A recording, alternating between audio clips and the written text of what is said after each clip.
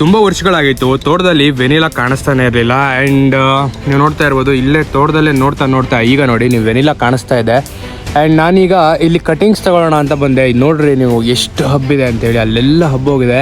And ಈಗ flowering time, flower ಎಲ್ಲ ಬರ್ತಾ ಇದೆ. ಆ್ಯಂಡ್ ಇದರಲ್ಲಿ ಎಲ್ಲಿ ಬುಡ ಇದೆ ಅಂತ ನನಗೆ ಗೊತ್ತಾಗ್ತಿಲ್ಲ.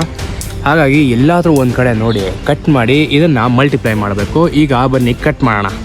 ನಾನೀಗ ಈ ಒಂದು ವೆನಿಲಾ ಬಳ್ಳಿಯ ಎಲ್ಲ ಎಲೆಗಳನ್ನು ಕಟ್ ಮಾಡಿ ಟಾಪ್ ಒಂದು ಎಲೆನ ಮಾತ್ರ ಉಳಿಸ್ಕೊಂಡಿದ್ದೀನಿ. ಆ್ಯಂಡ್ ನೆಕ್ಸ್ಟ್ ಏನು ಮಾಡಿದ್ದೀನಿ ಅಂದರೆ, ನೀವು ನೋಡ್ತಾ ಇರ್ಬೋದು, ನನ್ನ ಪ್ರಕಾರ ಈ ಒಂದು ವೆನಿಲಾ ಬಳ್ಳಿಯ ಏನು ಟಾಪ್ ಶೂಟ್ ಏನಿದೆಯಲ್ಲ ಈ ಒಂದು ಗ್ಯಾಪಿಂದ ಹೊರಡುತ್ತೆ ಅಂತ ನಾನು ಅಂದ್ಕೊಂಡಿರೋದು. ಆ್ಯಂಡ್ ಅದಕ್ಕಾಗಿ ಎಲ್ಲ ಕಡೆ ಗಣ್ಣುಗಳನ್ನು ಬಿಟ್ಟು ಸಣ್ಣ ಸಣ್ಣ ಬೇರುಗಳನ್ನೆಲ್ಲ ಮಣ್ಣೊಳಗಡೆಗೆ ಮುಚ್ಚಿ ಆ್ಯಂಡ್ ಸತ್ತೋಗಬಾರ್ದು, ಅಪ್ಪಿತಪ್ಪಿನೂ ಏನೂ ಆಗಬಾರ್ದು ಅಂತ ಹೇಳಿ ಟಾಪ್ ಶೂಟ್ಗಳನ್ನು ಇಲ್ಲೂ ಕೂಡ ಬಿಟ್ಟಿದ್ದೀನಿ. ಆ್ಯಂಡ್ ಲಾಸ್ಟ್ ಎಂಡಲ್ಲಿ ಕೂಡ 2 ಎಲೆಗಳನ್ನು ಬಿಟ್ಟು ಎಲ್ಲದನ್ನು ಕೂಡ ಮುಚ್ಚಿದ್ದೀನಿ. ಎಲ್ಲವನ್ನು ಕೂಡ ಹೀಗೆ ಮಾಡ್ತಿದ್ದೀನಿ. ನನಗಂತೂ ಗೊತ್ತಿಲ್ಲ ಇದು ಸಕ್ಸಸ್ ಆಗುತ್ತಾ ಇಲ್ಲ ಅಂತ ಹೇಳಿ.